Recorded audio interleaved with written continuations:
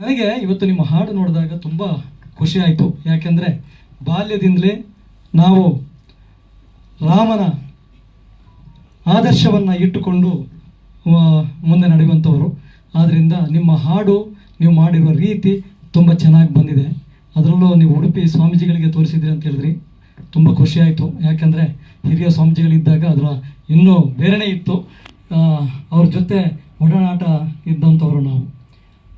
ನನಗೆ ಅನಿಸಿದ್ದು ಏನು ಅಂದರೆ, ನೀವು ಯು ಪಿ ಸರ್ಕಾರವನ್ನು ನೀವು ಕಾಂಟ್ಯಾಕ್ಟ್ ಮಾಡಿದರೆ ಇಲ್ಲೋ ಗೊತ್ತಿಲ್ಲ.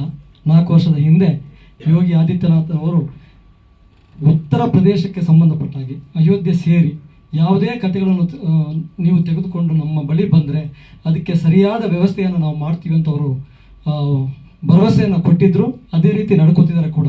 ನೀವು ಕೂಡ ಈ ಹಾಡಿನ ಜೊತೆಗೆ ಇದನ್ನು ಬೇರೆ ಥರ ಏನಾದರೂ ನೀವು ಮಾಡುವ ಐಡಿಯಾಸ್ ಇದ್ದರೆ ನೀವು ಖಂಡಿತವಾಗಿ ಯೋಗಿಯವರಿಗೆ ಮೇಲ್ ಮುಖಾಂತರನೋ ಅಥವಾ ಅವ್ರನ್ನ ಕಾಂಟ್ಯಾಕ್ಟ್ ಮಾಡಿ ನೀವು ಈ ಹಾಡನ್ನಾಗಲಿ ಅಥವಾ ಅದಕ್ಕೆ ಸಂಬಂಧಪಟ್ಟ ಕಂಟೆಂಟನ್ನು ನೀವು ಕಳಿಸ್ಕೊಟ್ರೆ ನಿಮಗೆ ಖಂಡಿತವಾಗಿ ಕೂಡ ಅಲ್ಲಿ ಖಂಡಿತ ನಿಮಗೆ ಸಹಕಾರ ಸಿಗುತ್ತೆ.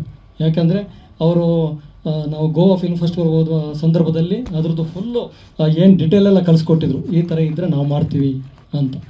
ಅಲ್ಲಿನ ಟೆಕ್ನಿಷಿಯನು ಅಥವಾ ಆರ್ಟಿಸ್ಟು, ಏನಿಲ್ಲ ಅಂದರೆ ಅಲ್ಲಿನ ಕತೆ. ಯಾಕೆಂದರೆ ಅಯೋಧ್ಯೆ ಯು ಪಿ ಸರ್ಕಾರಕ್ಕೆ ಸೇರಿದ ಕಾರಣ ನೀವು ಅದನ್ನು ಮಾಡೋದು ಒಳ್ಳೆಯದು ಅಂತ ನನ್ನ ರಿಕ್ವೆಸ್ಟು ನಿಮಗೆ. ಯಾಕೆಂದರೆ ತುಂಬ ಚೆನ್ನಾಗಿ ಮಾಡಿದ್ದೀರಿ. ಆಮೇಲೆ